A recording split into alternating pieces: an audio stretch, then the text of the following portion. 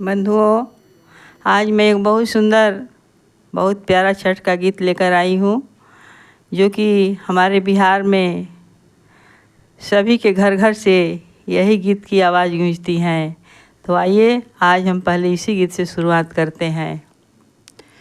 का चाही बस के बहंगिया, बहंगी लचकती जाय, बहंगी लचकती जाय।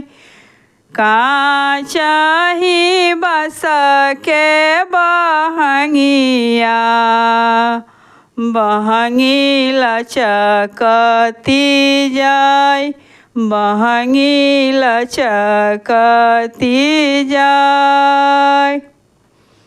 बनाना बलमुजी का हरिया,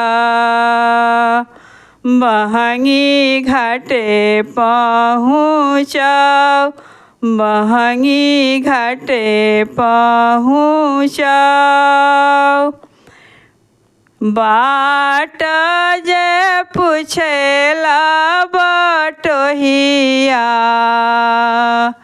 ई दल के कारा के जाय, ई बहंगी के कारा के जाय, ई दल के कारा के जाय, ई बहंगी के कारा के जाय।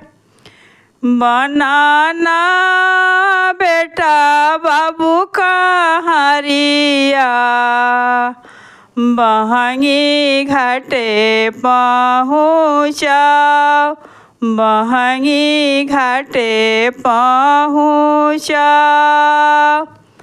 बाट जे पूछेला बटोहिया, ई दल के कारा के जाय, ई बहंगी के कारा के जाय।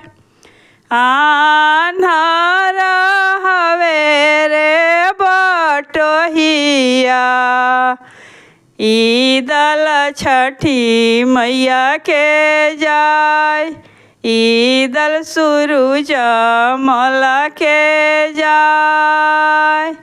आँखी तहर फूटो ए बटोहिया, ई दल आदित मल के जाय, ई दल सूरज मल के जाय।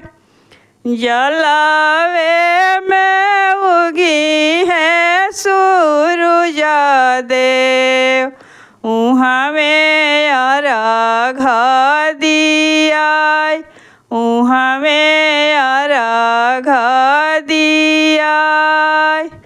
दूधावे में उगी है सूरज देव, उहाँ में अर्घ दियाय।